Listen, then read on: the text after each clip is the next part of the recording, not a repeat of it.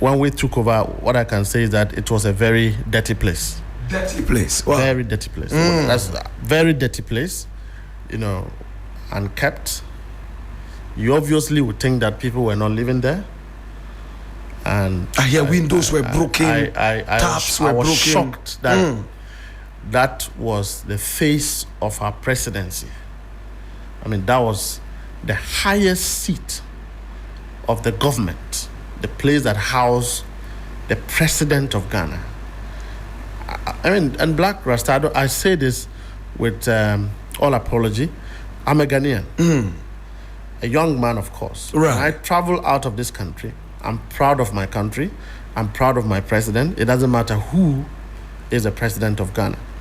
I think that we didn't meet a place befitting the status of a president. It was dirty, cracked tiles, broken, air conditions, not working, all of that. What happened? Was it intentional or was it just negligence? Well, when I threw this challenge to the NPP before, they couldn't give me that answer. It's just a place of indiscipline. Because there's so much indiscipline in this country. It's not just about politicians. It's about every person you have engaged to do one thing or the other. So much indiscipline. People don't pay attention to their duties. People find shortcuts to get favorites and get favored. And so they don't believe that doing your work can promote you to where you want to go. And so that's a typical problem that I believe that we face as a country. And that was what manifested at the Jubilee House. Why would anybody want to bug the seats of government? I can assure you that we've had a very mischievous government being led, the former government led by, His Excellency, former President Akufo-Addo today. Very mischievous. A government that normalized crime.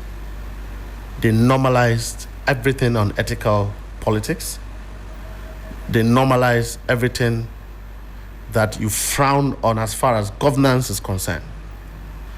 And my fear is, would Ghana still be Ghana if we had these people in government for another 4 years? This is 3FM. So many things they have done wrong. So many things.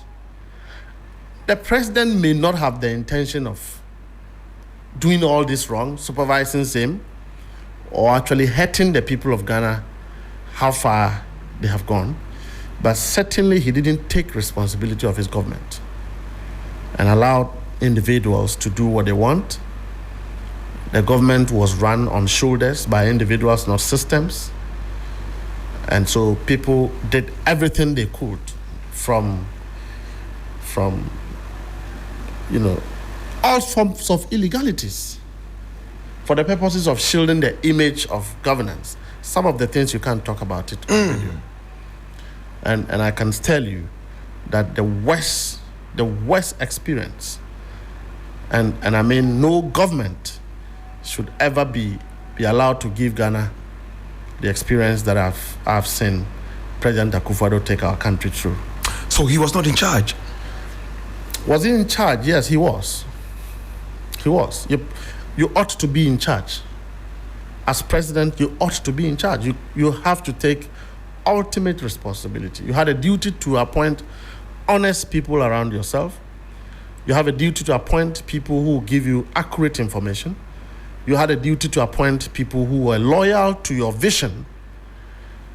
And you had a duty to ensure that the people you were appointing at least had the nation at heart. So whether he was sleeping or he wasn't sleeping, quite apart from the fact that the entire nation cried out about some of the ills to his hearing, and you have often seen President Akufo-Addo reply some of the people, some of the complaints that Ghanaians have spoken about. So you cannot say that he was in charge. He was in charge. He knew what was happening. He enjoyed it. It was, helpful for his government at the time. He enjoyed it. Right. So He was in charge, basically in charge. How long did it take you to clean up the whole place? Other seniors started doing that. They did so. I was busy coordinating the various pockets of activities post-election. Our youth, going on rampage here and there. So other officers had to take charge of that, and they did it so well. Is it befitting now? Yes, I think that if you gradually, there's the face is lifting. My deputy chief of staff, Stan Dogbe, is a man of artwork, and whatever he does, I'm not like him. I don't have the skills he has, but this is a man who artwork is easy for him. Branding is easy for him. He makes art very beautiful, and so with his presence, the presidency is becoming what it used to be. The lawns are becoming greener. Painting is ongoing.